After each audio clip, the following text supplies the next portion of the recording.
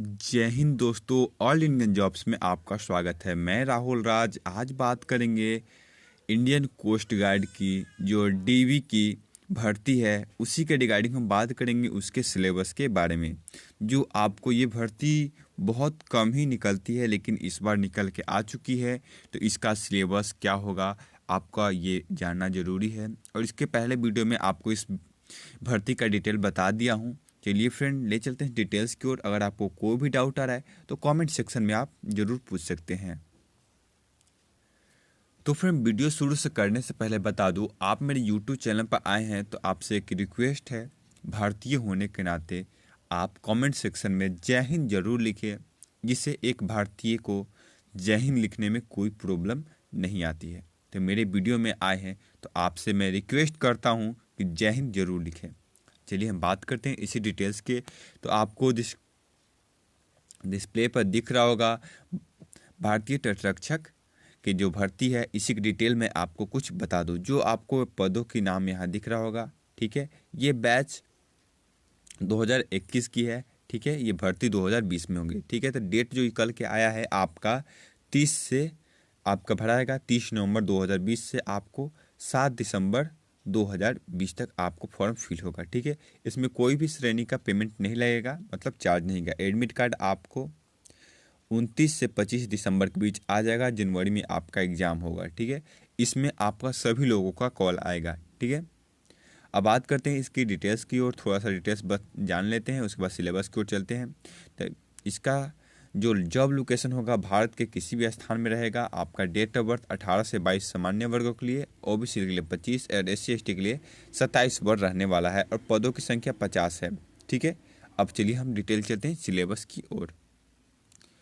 तो फ्रेंड, अब आपको डिस्प्ले पर दिख रहा होगा भारतीय तटरक्षक नाविक डीवी सिलेबस 2021 में पहले बता चुका हूँ। ये बैच 21 की है, जनवरी 2021 की बैच की है। भर्ती के बारे में आपको पहले भी बता चुका हूँ, इसका डेट क्या है, क्या कब से भराएगा, इससे पहले बता चुका हूँ। अब बात करते हैं इसके सिलेबस की। तो जो चयन की प्रक्रिया, आपको किस किस प्रक्रियाओं से गुजरना है। तो फर्स्ट ऑफ ऑल आपको लिखित परीक्षा होगी, ठीक है। उसके बाद PFT होगा, फिर आपका मेडिकल होगा। 3 स्टेप में आपको गुजरना है। अगर आप लिखित परीक्षा पास कर जाते हैं तो फिर आपका फिजिकल्स होगा, फिर आपका मेडिकल होगा। 3 स्टेपों में आपको गुजरना है। अब हम आगे क्यों चलते हैं। भारतीय तटरक्षक नाविक की परीक्षा पैटर्न, ये परीक्षा पैटर्न किस प्रकार होती है ये बात हम जान लेते हैं। तो जैसे कि आपको यहाँ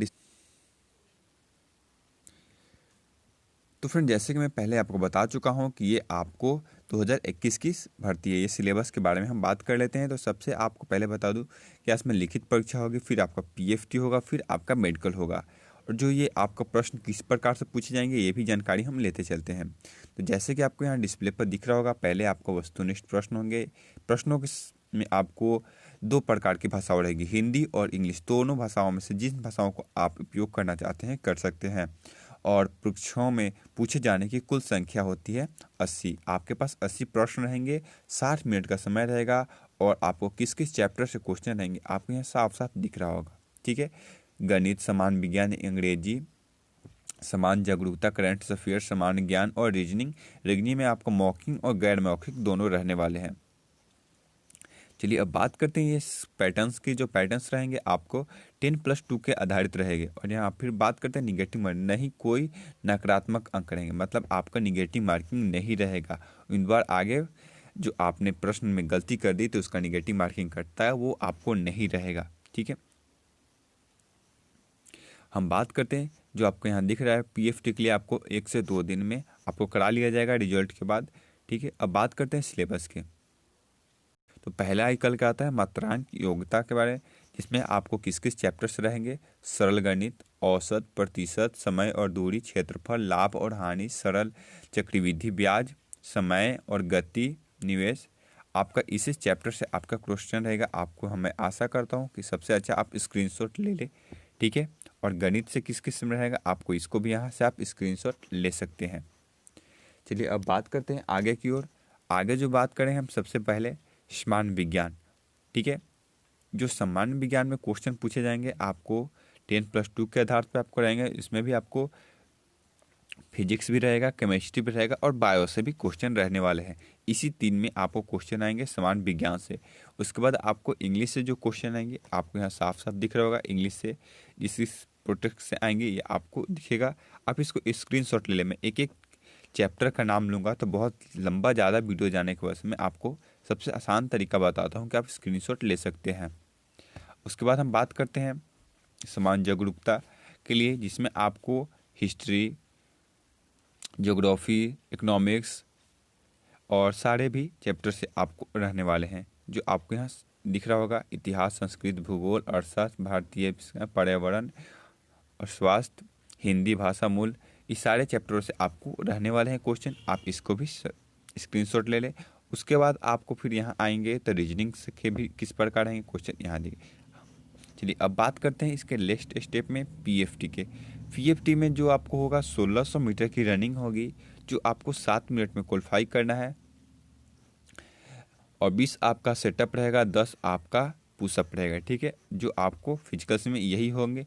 इसको बाद आपके क्वालिफाई करने के बाद आपको मेडिकल की जांच होगी। तो फ्रेंड मैं मेडिकल्स के लिए आपको अलग से भी वीडियो बनाऊंगा, जिसमें आपको पूरी डिटेल्स उसमें भी मिल जाएगी। इसमें आपको सबसे पहले बता दें, आपको जो ऊंचाई चाहिए आपको यहाँ दिख रहा होगा 157 सेंटीमीटर होने चाहिए। ठीक है, उसमें आपको चेस्ट 5 सेंटीमीटर फुलाना है और हाइट, भार और ऊंचाई मतलब हाइट और वेट का जो मिनिमम रहता है वो आपको रहना चाहिए। वेट कहीं ज़्यादा भी नहीं होना चाहिए और कम भी नहीं होना, अनुपात में रहना चाहिए। तो फ्रेंड ये सब डिटेल्स आपको मिलते गए। अगर आपको इससे बाद भी कोई डाउट आ रहा है तो आप कमेंट सेक्शन में जाकर हमसे पूछ सकते हैं। मैं आपको जल्द से जल्द इसकी सारी डिटेल्स दूंगा। और भी इससे कोई जानकारी चाहिए तो आप कमेंट सेक्शन में जाकर जरूर पूछ सकते हैं। जब तक के लिए जय हिंद दोस्तों, वंदे मातरम, आपका दिन शुभ हो।